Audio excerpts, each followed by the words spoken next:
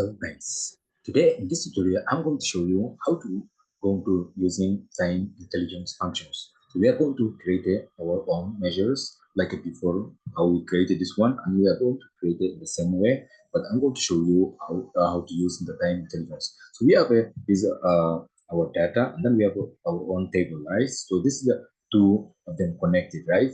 So we measure them, so the two is connected, right?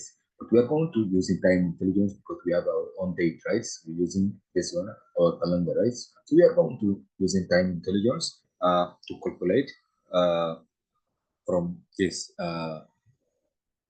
original data. So let's go to create a, come to here, create a measure, right click, and then to get a new measure the same way.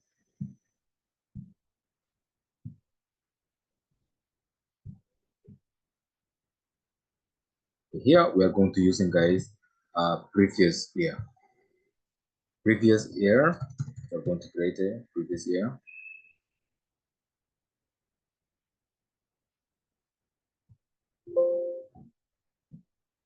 Okay.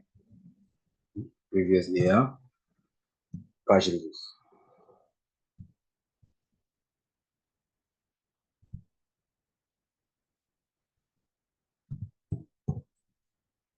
Okay, previous year casualties.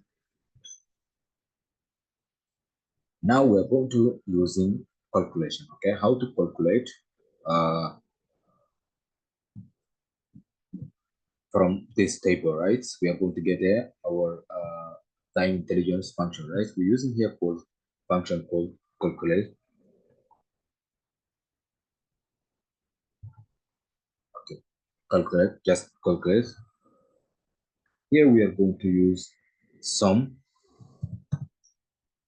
We want to get sum number, right?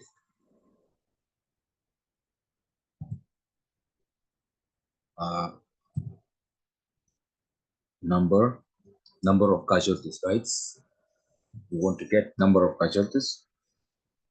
Then after number of casualties, so we are going to use our, to close the bracket, then we're going to use our second functions. Here we're going to use time intelligence. You see here we have expressions, and then we have a filters, right? So here we are going to use simple last year, this one. Here we want to use what, our own calendar page, right? From here, because this is a two, it's already connected, right? So we are going to connect it, two of them. It's already connected, so we are going to calculate from this one. So we are going to use calendar date. Then we want to close bracket. Then we want to click enter.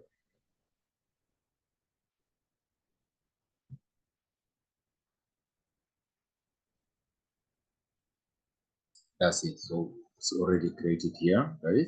So this is the way, guys, how to create a centralized time intelligence functions to using the same way previous year. So we already created current year, right? This one the current year, and then this is a previous year, right? For last year. So how to create a current year and then previous year. Okay. This way, guys. If you have any question right now, comment. I'm going to answer all your questions. I'm looking forward to see you on my next tutorial. Bye for now.